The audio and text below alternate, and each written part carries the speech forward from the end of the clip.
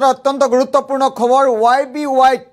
টকা বিনিয়োগ কৰি সৰ্বস্বান্ত হোৱা ৰাজ্যৰ লাখ লাখ লোকৰ বাবে এটা ভাল খবৰ এই মুহূৰ্তত আহিছে সমগ্ৰ বিষয়টোক লৈ ইতিমধ্যে CID তদন্ত ঘোষণা কৰা হৈছিল আৰু অৱশেষত টকা ঘূৰাই পোৱাৰ খবৰ আহিছে সকলো টকা ঘূৰাই পোৱা যাব YBY যদি আপুনি টকা বিনিয়োগ কৰিছিল অতি শীঘ্ৰেই আপুনি টকা ঘূৰাই পাব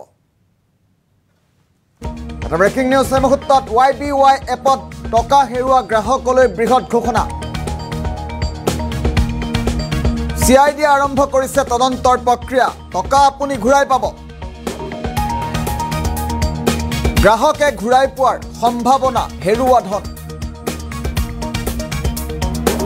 ব্ৰেকিং নিউজ এই মুহূৰ্তত অন্য ট্ৰেডিং এপৰ বিৰুদ্ধে ৰাজ্যত আৰম্ভ হ'ব আৰক্ষীৰ তদন্ত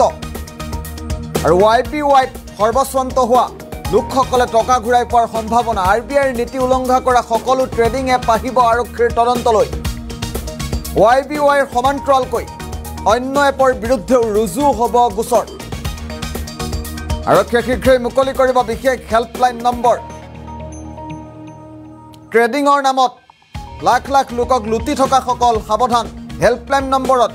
এনে এপৰ বিৰুদ্ধে গ্ৰাহকে দিব পাৰিব অভিযোগ অতি শীঘ্ৰেই হেল্পলাইন নম্বৰ মুকলি কৰিব টকা হেৰুৱাৰ লগে লগেই জনাব পাৰিব আৰক্ষীক অসমৰ লগতে উত্তৰ পূবৰ বহু লোকে YBYত হেৰুৱাইছে কোটি কোটি টকা আৰু তদন্তত টকা হেৰুৱা লোকৰ সঠিক তথ্য পালে ঘূৰাইও পাব পাৰে হেৰুৱা ধন আৰু YBY এপত টকা হেৰুৱা গ্ৰাহকৰ বাবে এটা অত্যন্ত জৰুৰী খবৰ এই মুহূৰ্তত আমি জনোৱাৰ চেষ্টা কৰিছোঁ সমগ্ৰ বিষয়টোক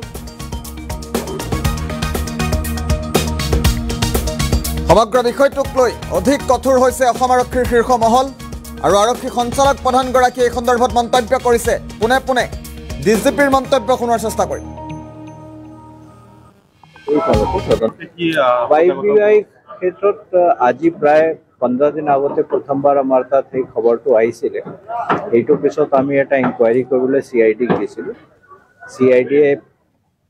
প্ৰিলিমিনাৰী ইনকুৱাৰী কৰি যেটো দেখিছে যে এটো যিখিনি মিনিষ্ট্ৰি অফ ফাইনেন্স আৰু ৰিজাৰ্ভ বেংকৰ গাইডলাইনছ আছে সেইখিনি কমপ্লিটলি ফলো হোৱা নাই এই কাৰণে আমি CID এটা কেছ ৰেজিষ্টাৰ কৰিব দিছোঁ তো CID আজি প্ৰায়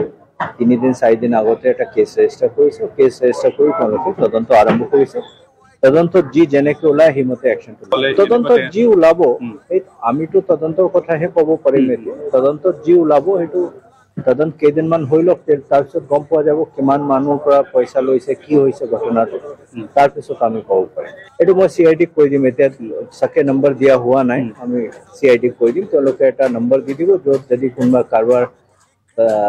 অসুবিধা হৈছে নে কাৰোবাৰ পইচা লৈছে আৰু ঘূৰাই দিয়া নাই সেইটো তেওঁলোকে এটা নম্বৰ দিব তদন্তৰ পিছত পইচা ঘূৰাই পাব বুলি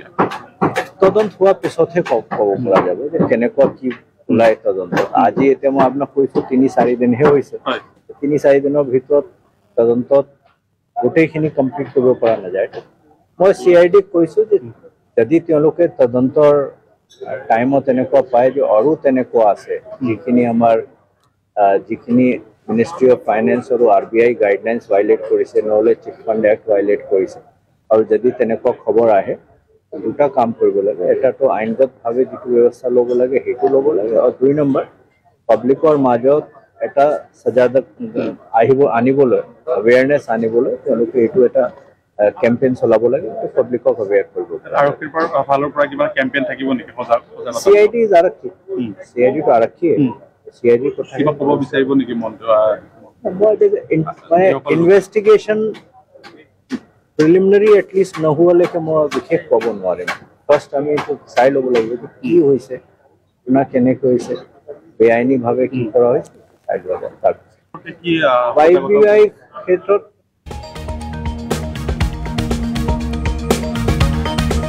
এইটো পিছত আমি এটা ইনকুৱাৰী কৰিবলৈ CID দিছিলোঁ CID প্ৰিলিমিনাৰী ইনকুৱাৰী কৰি যেটো দেখিছে যে এটো যিখিনি মিনিষ্ট্ৰি অফ ফাইনেন্স আৰু ৰিজাৰ্ভ বেংকৰ গাইডলাইনছ আছে সেইখিনি কমপ্লিটলি ফলো হোৱা নাই এই কাৰণে আমি CID এটা কেছ ৰেজিষ্টাৰ কৰিব দিছোঁ তো CID আজি প্ৰায় 3 দিন 4 দিন আগতে এটা কেছ ৰেজিষ্টাৰ কৰিছে কেছ ৰেজিষ্টাৰ কৰি তেওঁলোকে তদন্ত আৰম্ভ কৰিছে তদন্তত যি যেনেকৈ ওলাই হিমতে একশন তদন্তত যি ওলাব এই আমিতো তদন্তৰ কথাহে ক'ব পাৰিম তদন্তত যি ওলাব সেইটো তদন্ত কেইদিনমান হৈ লওক তাৰপিছত গম পোৱা যাব কিমান মানুহৰ পৰা পইচা লৈছে কি হৈছে ঘটনাটো তাৰপিছত আমি ক'ব পাৰিম এইটো মই CID-ক কৈ দিম এতিয়া চাকে নম্বৰ দিয়া হোৱা নাই আমি CID-ক কৈ দিম তেওঁলোকে এটা নম্বৰ দি দিব য'ত যদি কোনোবা কাৰোবাৰ অসুবিধা হৈছে নে কাৰোবাৰ পইচা লৈছে আৰু ঘূৰাই দিয়া নাই সেইটো তেওঁলোকে এটা নম্বৰ দিব তদন্তৰ পিছত পইচা ঘূৰাই পাব বুলি তদন্ত হোৱাৰ পিছতহে ক'ব পৰা যাব যে কেনেকুৱা কি ওলাই তদন্ত আজি এতিয়া মই আপোনাক কৈছো 3-4 দিনহে হৈছে 3-4 দিনৰ ভিতৰত তদন্তত গোটেইখিনি কমপ্লিট কৰিব পৰা নাযায় মই CID-ক কৈছো যে যদি তেওঁলোকে তদন্তৰ টাইমত এনেকুৱা পায় যে আৰু তেনেকুৱা আছে যিখিনি আমাৰ যিখিনি মিনিষ্ট্ৰি অফ ফাইনেন্স আৰু RBI গাইডলাইন্স ভাইলেট কৰিছে নহলে চিট ফাণ্ড এক্ট ভাইলেট কৰিছে আৰু যদি তেনেকুৱা খবৰ আহে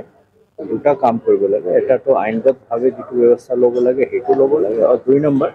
পাব্লিকৰ মাজত এটা সজাগতা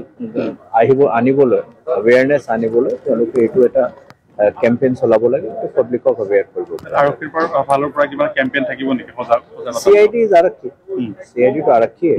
CID কথা কিবা ক'ব বিচাৰিব নেকি মন্ত্ৰী মানে ইনভেষ্টিগেশ্যন প্ৰিলিমিনাৰী এটলিষ্ট নোহোৱালৈকে মই বিশেষ ক'ব নোৱাৰিম ফাৰ্ষ্ট আমি এইটো চাই ল'ব লাগিব কি হৈছে কোনা কেনেকৈ হৈছে বেআইনীভাৱে কি কৰা হৈছে